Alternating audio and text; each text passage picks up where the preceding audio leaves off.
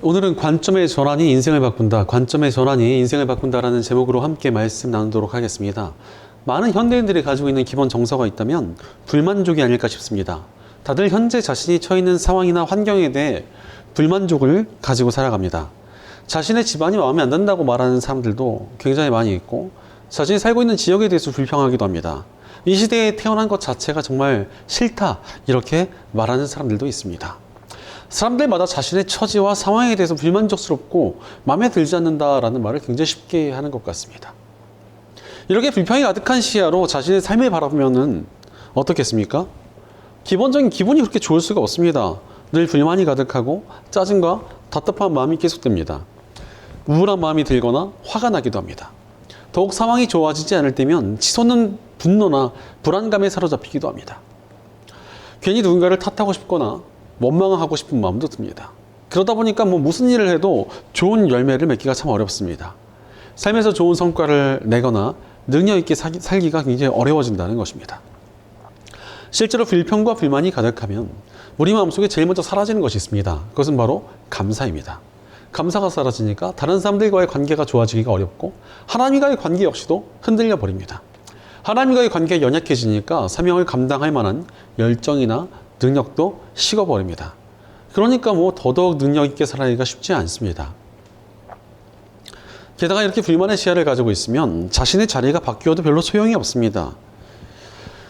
만나기만 하면 늘 불평을 몇 시간 동안 쏟아붓는 청년이 하나 있었습니다. 특히 이 청년이 직장을 거의 한 1년마다 자주 옮겼는데, 옮길 때마다 새로운 직장에 대한 불평, 불만이 가득했습니다. 새 직장에 들어가기만 하면은 그 회사의 싫은 점에 대해서 계속 나열을 하면서 몇 날 며칠을 짜증을 냈습니다. 어떤 회사를 들어가서도 만족하는 부분이 없었고, 항상 싫다, 마음에 안 든다, 이것은 별로다, 이런 말을 했습니다. 그러면서 본인의 스펙으로는 도저히 갈 수 없을 만큼 엄청난 조건들을 나열하면서, 그런 회사가 있다면 나는 아무런 불평도 하지 않고 정말 군말 없이 다닐 수 있다, 이런 말을 했습니다. 그런데 정말 기적이 일어났는지 그 친구의 스펙으로는 꿈도 못 꿀 만한 좋은 조건의 회사를 들어가게 되었습니다. 늘 말하던 좋은 위치에, 탄탄한 복지에 아주 널널한 근무 조건을 가진 곳이었습니다. 하지만 그곳에서도 그 청년은 불평과 불만을 쏟아냈습니다. 심지어 중간 관리직으로 들어가서 부하 직원들을 잘 단돌이 해야 되는 입장에 있었는데도 불구하고 매일같이 남을 탓하고 원망만 하다가 굉장히 어려운 상황에 처해서 자진 퇴사까지 하게 되었습니다. 실제로 우리가 늘 부정적인 시야만 가지고 살아가면서 불평과 원망과 짜증만 내고 살아간다면 주변에 좋은 영향력을 줄 수도 없고 온전한 능력도 발휘하지 못합니다. 그러니 어찌 복된 삶을 살 수 있겠습니까? 게다가 이렇게 불평과 불만에 사로잡혀서 온전치 못한 삶을 살지 못하게 되는 이유가 무엇입니까? 그것은 바로 우리 관점이 잘못되어 있기 때문에 그렇습니다. 나쁜 관점을 가지고 있으니까 늘 불평과 불만에 사로잡히게 되고, 그러니 짜증과 원망과 불안과 분노에 휘둘리며 온전한 삶을 살아가지 못하게 되는 것입니다. 사실 우리의 삶이 온전치 못한 것은 상황과 형편의 문제가 아닙니다. 관점의 문제입니다. 실제로 초대교회 크리스천들은 지독한 핍박과 공격을 받았습니다. 예수님을 믿는다는 것을 들키면 잡혀서 모진 고초를 당하다가 사형까지 당하게 되었습니다.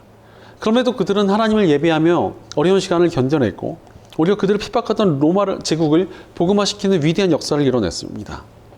이러한 일이 일어날 수 있었던 것은 그들의 관점에 차별성이 있었기 때문이었습니다. 그들은 눈앞에 있는 고난과 어려움만 바라보고 있는 것이 아니라 하나님을 바라보았습니다. 그렇기에 고난과 핍박이 무너지는 것이 아니라 오히려 이겨내고 하나님의 역사를 이루게 된 것입니다. 우리도 우리의 관점을 바꿔야 합니다. 관점을 바꿀 때 불평과 불만으로 채워진 온전치 못한 삶에서 벗어날 수 있습니다. 즉, 관점이 바뀌면 우리의 인생이 달라진다는 것입니다. 특히 우리 크리스천들의 선명한 특징은 다른 관점으로 사는 사람들이라는 점입니다. 바로 우리에게 온 세상을 다스리는 하나님의 백성이라는 그런 관점이 있습니다. 이런 하나님의 백성다운 관점이 우리의 삶을 단단하게 세우고 바꿔줍니다. 일본 인터넷에서 인기를 끌었던 글이 있는데, 이것이 우리나라에서도 굉장히 화제가 된 적이 있습니다. 굉장히 의미 있고 좋은 글이라 생각이 들어서 읽어드리겠습니다. 공부란 머릿속에 지식을 쑤셔넣는 행위가 아니라 세상의 해상도를 올리는 행위라고 생각한다. 뉴스의 배경음악에 불과했던 평균 주가가 의미를 지닌 숫자가 되거나, 외국인 관광객의 대화를 알아들을 수 있게 되거나, 그냥 가로수가 개화 시기를 앞둔 배롱나무가 되기도 한다. 이 해상도의 업그레이드를 즐기는 사람은 강하다. 공부의 필요성에 대해서 굉장히 확실한 동기부여를 주는 글 아니겠습니까? 바로 공부라는 것은 사람의 관점을 달라지게 만든다는 것입니다. 그런데 신앙은 더더욱 그렇습니다. 우리가 온전한 믿음을 가지고 있다는 명확한 증거는 우리의 관점이 달라지는 데 있습니다. 바로 우리의 믿음이 온전해질 때 그저 세상의 현실을 바라보며 불평하는 것이 아니라 하나님 안에서 살아간다는 분명한 관점이 자리 잡히게 됩니다. 그런 의미에서 우리 크리스천들에게 가장 중요한 관점이 있다면 그것은 바로 하나님의 주권에 대한 시야를 가지는 것입니다. 내 삶도 이 세상도 다 선하신 하나님의 통치 아래 있다는 것을 믿으며 살아가는 것이 우리의 신앙이라고 할 수가 있습니다. 세상의 모든 것이 좋으신 하나님의 손 아래에 있으니 상황이 어렵고 힘들더라도 하나님을 의지하며 나아가는 것이다. 이것이 바로 우리의 신앙의 관점 아니겠습니까? 이렇게 하나님의 주권을 바라보도록 우리 관점을 바꿔야 합니다.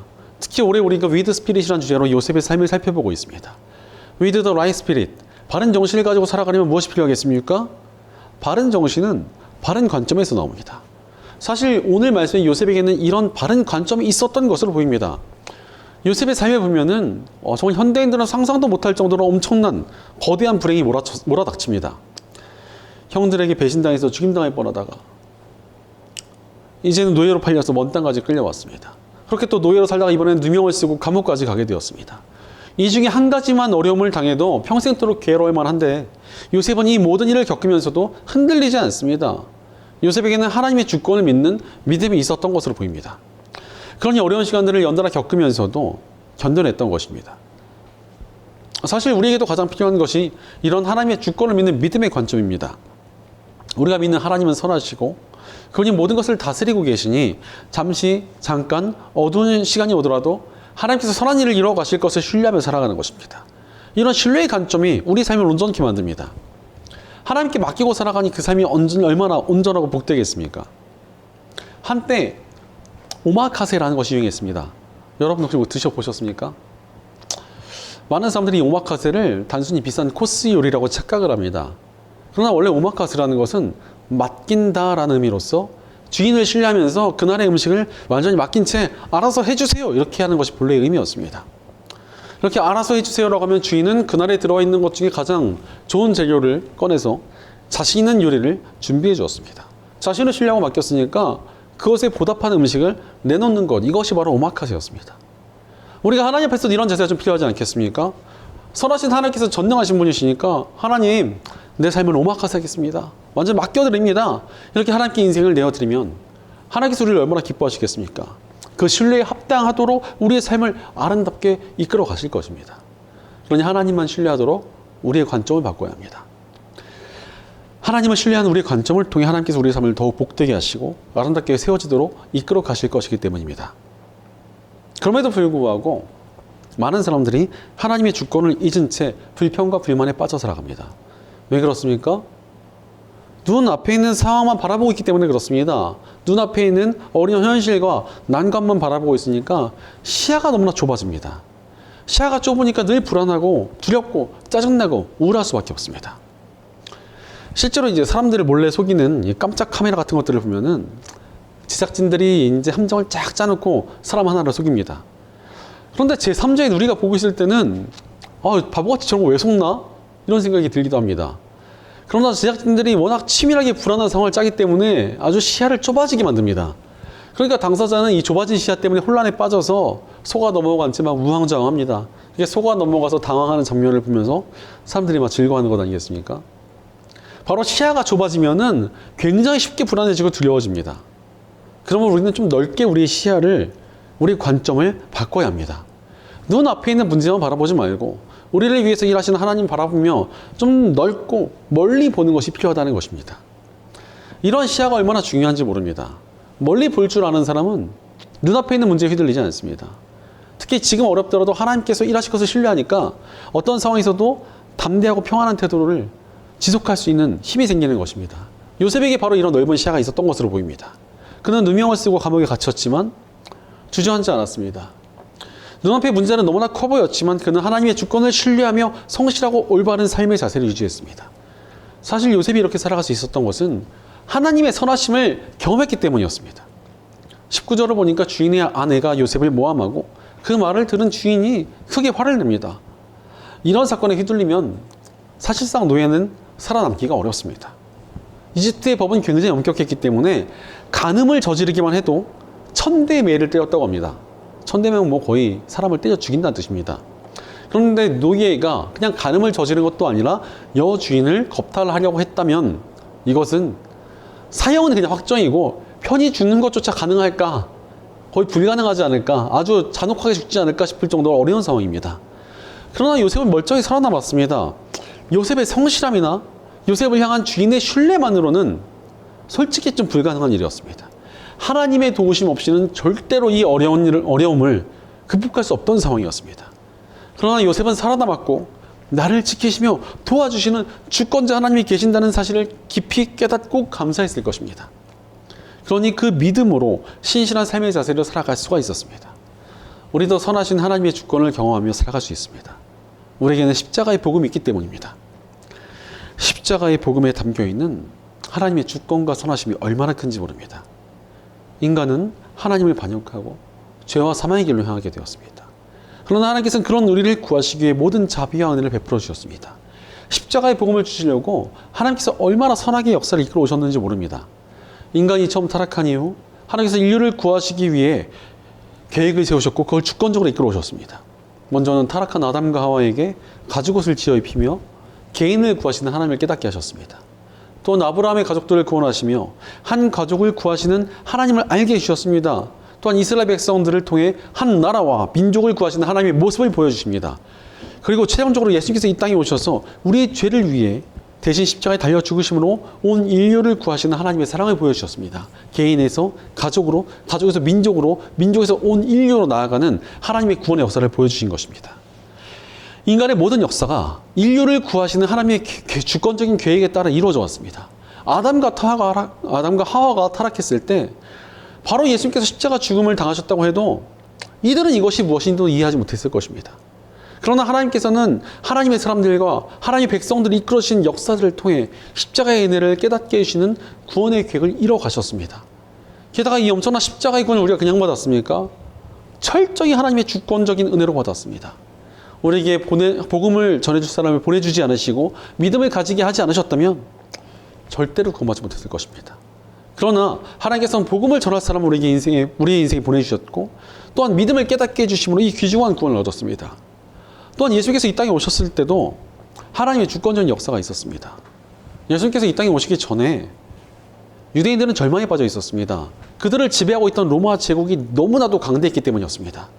로마 제국은 강력한 군대만 가지고 있었던 것이 아니라 언어를 통해서 체계를 갖추고 전 세계 길을 다 닦아놔서 언제든지 대병력을 동원해서 적들을 무찌를 수 있게 해두었습니다. 그러니 로마의 반기를 들어봐야 절대 이길 수 없다는 절망감이 가득했습니다. 실제로 로마 제국에 반기를 드는 사람들도 있었으나 금세 처참하게 패망했습니다. 이런 절망이 가득한 시대에 예수님께서 오셔서 복음을 전해주셨습니다. 또한 예수님께서 전해주신 복음은 로마가 닦아놓은 그 길과 통일시켜놓은 언어를 통해 전 세계로 거침없이 전해졌습니다. 로마는 자신들의 세계를 지배하려고 길을 닦고 언어를 통일시켜놨는데 정작 본인들이 만들어놓은 토대를 통해 복음이 전해지기 시작했고 오히려 그 복음에 로마가 점령당했습니다. 로마는 기독교 국가가 되지 않았습니까? 모든 것에 하나님의 주권이 있었던 것입니다. 우리 삶도 마찬가지입니다. 지금 내 삶이 불일만스럽고 절망스럽더라도 선하신 하나님의 뜻이 있고 계획이 있습니다. 자비하신 하나님의 일하심을 신뢰하며 우리의 관점을 바꿔야 합니다. 그렇게 우리의 관점을 바꿀 때 우리는 불만과 짜증과 우울함에 휘둘리는 것이 아니라 전혀 다른 인생을 살아갈 수 있게 됩니다. 하나님께서 계획하신 우리 인생의 아름다운 계획들을 거침없이 누리며 승리하는 삶을 살아가게 되는 것입니다. 하나님의 주권을 믿고 있으니 지금 나이 자리에서 충성하고 신실히 살아갈 수 있게 되고 그러니 그 삶에 더욱 하나님의 인도하심과 복이 나타나는 것 아니겠습니까? 오늘 말씀의 요셉도 그러했습니다. 그는 누명을 쓰고 감옥에 갇혔으나 하나님의 주권을 인정했습니다. 그리고 신실하게 살아갔습니다. 그러니 그의 삶의 길이 열려지기 시작했습니다. 바로 하나님의 주권을 믿는 믿음의 관점이 우리가 우리의 삶을 더 잘 살아가게 할 수 있는 힘이 됩니다. 하나님께서는 마치 우리 인생을 아름답게 세워가시는 건축가와 같으십니다. 우리 인생을 아름답게 설계하시고 또 세워가십니다. 그런데 그분의 일꾼인 우리가 아니 이걸 왜 부수지? 아 이걸 왜 이렇게 하고 있지? 이러고 있으면 우리 인생이라는 건물이 제대로 세워지기가 어렵습니다. 실제로 건물을 짓는 것을 보니까 몇 달째 땅만 파고 있어가지고 야 이거 뭐 하고 있는 건가 싶었는데 기초를 다지고 나니까 뭐 순식간에 뚝딱하고 멋지게 지어진 것을 보았습니다. 때로는 우리 인생에 고난이 있고 어려움이 있는 것이 이런 이유입니다. 기초를 닦고 더 나아갈 수 있는 길을 만들기 위한 것입니다. 바로 지금의 어려움이 우리의 삶의 기초를 다지는 과정일 수 있습니다. 그러니 우리는 우리의 삶을 만들어 가시는 선하신 하나님의 주권을 믿고 신뢰하며 우리의 관점을 바꿔야 합니다. 그렇게 우리의 관점을 바꿀 때 우리 삶이 하나님의 손길 가운데서 정말 멋지고 아름답게 세워지게 될 것입니다. 그렇다면 구체적으로 우리가 어떻게 우리의 관점을 바꾸고 살아가야겠습니까? 첫째로 내가 있는 것을 성장의 장소로 여기며 우리의 관점을 바꿔야 합니다. 우리가 배우고 성장할 수 있는 시간이 언제입니까? 학교나 학원에서만 배우고 성장하는 게 절대 아닙니다. 우리는 모든 상황 가운데서 깨달음을 얻을 수 있고 자라날 수 있습니다. 오히려 나쁘고 어려운 상황 속에서 더 많은 배움의 기회가 주어질 때가 있습니다. 오늘 본문 20절을 보면 요셉의 주인은 요셉을 잡아서 감옥에 가두었다. 그곳은 왕의 죄수들을 가두는 곳이었다라고 말씀하십니다. 사실 여러분 감옥도 감옥 나름입니다. 그냥 단순한 잡범이나 흉악범만 있는 감옥과 높은 자리에 있는 사람들이 갇혀있는 감옥은 차원이 다른 분위기를 가지지 않겠습니까? 그런데 요셉이 갇힌 감옥은 왕의 죄수들, 즉 정치범들이 갇혀있던 곳이었습니다. 보통의 자리가 아니라 이집트의 권력자였던 사람들이 갇힌 곳이었습니다. 하나님께서 요셉을 이런 자리로 이끌어 가신 것입니다. 사실 감옥이라는 자리만 딱 잘라놓고 보면은 그리 좋아 보이진 않을 수 있습니다. 하지만 그 나쁜 자리가 바로 성장의 자리였습니다. 요셉이 갇힌 감옥은 오히려 그의 훈련장이었습니다. 훗날 요셉은 감옥 죄수의 신분에서 이집트를 통치하는 총리가 되었습니다. 그런데 여러분 아무나 총리를 시켜주면 잘 감당할 수 있겠습니까? 갑자기 우리나라 총리로 여러분 세워준다고 그러면은 감당할 수 있겠냐고요. 아마 저도 감당 못할 것입니다. 하루나 버틸 수 있을까요? 준비되지 않은 사람은 하루조차도 그 자리를 견디기가 쉽지 않습니다. 높은 자리가 주는 중압감과 책임이 어마어마하기 때문에 그렇습니다. 그러나 요셉은 감옥에 갇혔기에 오히려 이집트의 상황과 정치를 자세히 배울 수 있었습니다. 거기에 다 그 정치인 출신들인데 그 사람들한테 얼마나 많은 정보가 쏟아졌겠습니까? 그러니 훗날 총리라는 영광스러운 자리를 감당할 수 있었던 것입니다. 우리도 마찬가지입니다. 지금 내 삶이 마음에 들지 않고 절망스럽더라도 그것이 다 배움의 장소이며 성장의 자리입니다. 어디든 하나님께서 나를 훈련시키는 자리라고 여기도록 우리의 관점을 바꿔야 합니다. 실제로 돌이켜보면은 제가 가장 싫어했던 자리, 가장 힘들었던 자리가 바로 성장의 시간이었습니다. 하나님이 저한테 왜 이렇게 힘든 자리를 주셨나요? 물었던 그 자리에서 가장 크게 성장했습니다.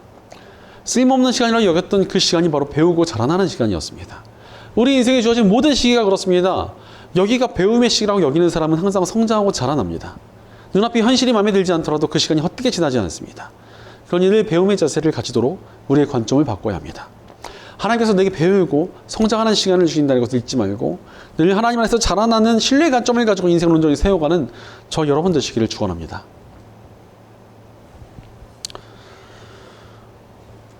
실제로 내가 있는 것을 사명의 자리로 여기며 우리의 관점을 바꿔야 합니다. 우리가 어디에 가든지 잊지 말아야 할 것이 있습니다. 그것이 무엇입니까? 어느 자리에 있든지 우리에게 사명이 주어져 있다는 것입니다. 나쁘고 척박한 힘든 자리라도 우리에게 사명이 있습니다. 크리스천 중에서 사명에 대해 면제되어 있는 사람은 단 한 명도 없기 때문입니다. 그렇다면 우리의 사명이 무엇입니까? 각자 다른 사명이 있지만 기본적으로 모든 크리스천들에게는 영혼이라는 사명이 주어져 있습니다. 오늘 본문 21절과 22절을 보면 주님께서 그와 함께 계시면서 돌보아주시고 그를 한결 같이 사랑하셔서 간수장의 눈에 들게 하셨다. 간수장은 감옥 안에 있는 죄수를 모두 요셉이 맡기고 감옥 안에서 일어나는 온갖 일을 요셉이 혼자 처리하게 하였다라고 말씀하십니다. 보통 죄수들에게 간수는 굉장히 무서운 존재입니다. 그러나 요셉은 신실한 태도로 간수장이 마음을 얻었습니다. 심지어 감옥에 있는 모든 죄수를 맡은 사람이 되었습니다. 유력한 권력을 가졌지만 이제 요셉에게 조언을 구하는 이들까지 생겨났습니다. 요셉은 척박한 자리에서도 영혼을 돌보는 사람으로 살았던 것입니다. 바로 어느 자리에 가든지 영혼은 있지 않습니까? 우리가 어느 자리에 있든지 영혼을 돌보고 섬기고 살리며 살아가면 됩니다. 섬길 수 있는 자리에서 섬기고 또 전도할 수 있는 자리에서는 또 전도하고 돌볼 수 있는 사람들은 돌보며 살아가면 그 자리가 사명의 자리요 복된 자리가 되는 것입니다. 그런데 우리가 우리의 삶을 사명의 자리로 바라보도록 우리의 관점을 바꿔야 합니다. 그렇게 관점을 바꾸고 사명을 이뤄가는 사람의 삶이 얼마나 복되겠습니까?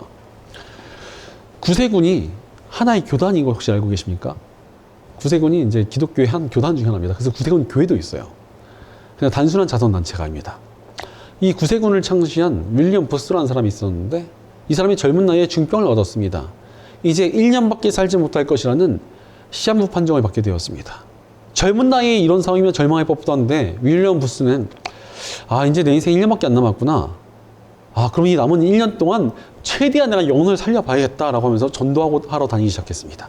그랬더니 하나님께서 그에게 치유를 베풀어 주셨고, 윌리엄 부스는 84세까지 장수하며 구세군 교단을 세우고 영혼을 살리며 가난한 자들을 돕는 아름다운 인생을 살았습니다.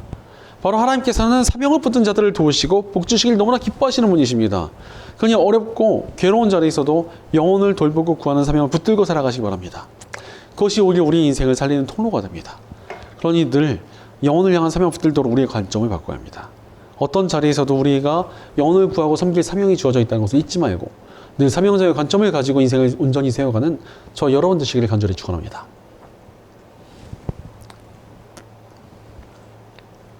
셋째로 내가 있는 곳을 감사의 자리로 여기며 우리의 관점을 바꿔야 합니다. 우리가 언제 하나님께 감사할 수 있습니까? 우리는 모든 자리에서 감사할 수 있습니다. 찾아보면 어떤 자리에서도 감사할 것이 분명히 존재합니다. 아무리 힘들고 괴로운 자리에서도 하나님께서 주시는 인도하신 것 복이 분명히 있습니다. 그것들을 찾아서 감사하는 것이 우리의 능력이 됩니다. 오늘 말씀 23절을 보면은 간수장은 요셉에게 모든 일을 맡기고 아무것도 간섭하지 않았다. 그렇게 된 것은 주님께서 요셉과 함께 계시기 때문이며 주님께서 요셉을 돌보셔서 그가 하는 일은 무엇이나 잘 되게 해주셨기 때문이다 라고 말씀하십니다. 요셉은 억울하게 감옥에 갇혔으나 이곳에서도 하나님이 형통케 하심을 누렸다고 성경에 기록이 되어 있습니다. 이런 말씀이 기록된 이유가 무엇이겠습니까? 요셉은 분명히 감옥 가운데서도 하나님이 인도하신 것 복을 느끼며 감사했을 것이고 그것을 또 자손들에게 이야기했기에 그것이 훗날 모세에 의해 기록된 것 아니겠습니까? 바로 요셉은 어떤 자리에서든지 하나님께 감사하며 그분의 은혜를 찾았습니다. 바로 어느 자리에서든 하나님께 감사하도록 우리의 관점을 바꿔야 합니다. 그때 우리 삶이 달라집니다. 그저 원망만 하는 사람은 모든 자리가 고통스러운 지옥처럼 느껴질 것입니다. 그러나 감사하는 사람은 모든 자리가 예배의 처소요, 또 하나님께서 함께 하시는 감격의 장소로 바뀌게 될 것입니다. 하나님께 감사한다는 것은 곧 찬양이자 예배 아니겠습니까? 어떤 상황에서도 찬양하며 예배하는 사람에게 얼마나 강력한 능력이 나타나겠습니까? 감사에 분명히 힘이 있다는 것입니다. 그것도 우리 인생을 완전히 바꾸는 강력한 힘이 있습니다. 어떤 두 명의 부인이 만나서 대화를 하고 있었습니다. 계속 대화를 하면서 한 부인이 다른 사람의 이야기를 들어주고 있었는데 이야기를 듣자 하니 정말 문제는 따로 있다는 것을 알게 되었습니다. 한 사람의 집안은 너무 화목했는데 한 명은 맨날 싸워서 이혼을 고려 중이었는데 이것은 표면적인 이유였습니다. 이혼을 고민하는 사람은 대체 화목한 비결이 무엇인지 물어보고 그것을 궁금해했습니다. 그러나 비결은 딴 데 있지 않았습니다. 보니까 이혼을 고려하는 사람은 남편과 시댁에 대한 원망과 분노가 너무나 많았습니다. 그러니까 계속 짜증낼 거리, 화낼 거리를 찾고 있었습니다. 월급이 마음에 안 든다. 나한테 하는 태도가 마음에 안 든다. 나한테 이거밖에 안 해준다. 이러면서 화를 냈습니다. 그렇게 화를 내고 짜증을 내니 관계가 좋을 리가 없고 늘 다툼과 불화가 가득했습니다. 반면 화목한 집의 아내분은 남편과 시댁에 대한 감사할 거리를 찾고 있었습니다. 이만큼이라도 해주니 얼마나 감사하고 또 이렇게 대해주니 이것이 얼마나 감사하고. 그런데 사실 따지고 보면은 두 남편이 하는 행동들이 어마어마한 차이가 나진 않았습니다. 그러나 한쪽은 감사했고 한쪽은 불평했습니다. 그러니 한쪽은 집안이 그야말로 고통의 장소가 됐고 한쪽은 행복한 가정이 된 것입니다. 바로 감사가 우리의 삶을 완전히 바꿀 수 있습니다. 하나님과의 관계에서는 더욱더 그렇습니다. 늘 하나님께 감사하는 사람은 하나님과의 관계가 돈독해지고 하나님의 능력과 인도심을 더 깊이 누릴 수 있게 되지 않겠습니까? 그러니 우리는 감사할 것들을 바라보도록 우리 관점을 바꿔야 합니다. 우리 삶에서 늘 감사할 것들이 있다는 것을 잊지 말고 늘 하나님 안에서 감사하는 예배자의 관점을 가지고 인생을 온전히 세워가는 저 여러분 되시기를 간절히 축원합니다. 사랑하는 여러분, 어떤 관점을 가지고 살아오고 계십니까? 우리는 하나님의 주권을 바라보는 관점을 가지고 살아가야 합니다. 하나님의 주권에 모든 것이 달려있다는 관점을 잃어버리면 우리는 너무도 혼란스럽고 괴로워질 것입니다. 늘 불평과 불만과 원망에 사로잡혀서 불안과 저절에 무너질 수밖에 없습니다. 그러나 하나님의 주권을 믿는 믿음이 있다면, 그 관점이 있다면 우리는 흔들리지 않습니다. 하나님께 자신의 삶을 맡기고 있으니 그 삶이 얼마나 단단해지겠습니까? 종교개혁자 존 칼빈은 하나님의 주권은 우리 이해를 넘어선다. 그러니 우리는 그분의 선하심을 신뢰해야 한다라고 말했습니다. 지금 우리의 눈앞이 절망스럽고 불안해도 하나님께서 이뤄가실 일은 우리의 생각과 상상을 아득히 뛰어넘습니다. 우리 하나님께서 전능하시며 모든 것을 아시고 가장 선하신 분이시니 우리의 삶을 얼마나 아름답게 이끌어 가시겠습니까? 그러니 우리는 늘 하나님의 주권을 신뢰하도록 우리의 관점을 바꿔야 합니다. 그때 우리 인생이 완전히 달라지게 될 것입니다. 하나님의 주권을 신뢰하며 나아가니 굳세 믿음을 가진 자에게만은 풍성한 하나님의 능력이 나타날 것입니다. 하나님께 나의 삶을 맡기니 하나님께서 계획하신 모든 선한 것들이 거침없이 주어집니다. 하나님의 뜻대로 삶을 바라보니 그 삶에 풍성한 하나님의 복이 임합니다.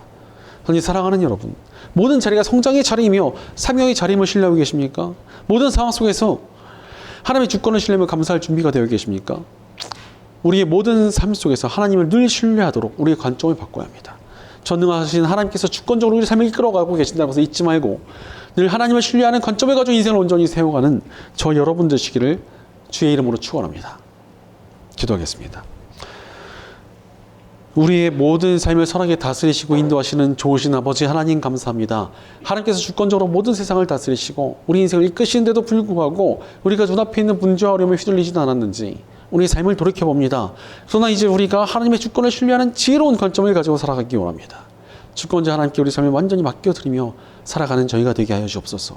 우리에게 주어진 모든 삶이 성장의 자리이며 사명의 자리임을 기억하며 살게 하옵소서. 모든 자리에서 감사하며 주님을 높이는 예배자가 되도록 우리를 붙들어 주시옵소서. 언제나 하나님께 우리 삶을 맡겨드리며 담대히 살아가는 저희가 되게 하옵소서. 우리 공동체 가운데도 함께해 주셔서 우리가 함께 하나님의 주권을 신뢰하도록 서로를 격려하며 함께 성장하고 사명을 감당하는 아름다운 예배의 공동체가 되게 하옵소서. 늘 우리와 함께 하시며 선한 길을 인도하시는 우리 주 예수님의 이름으로 기도드리옵나이다. 아멘.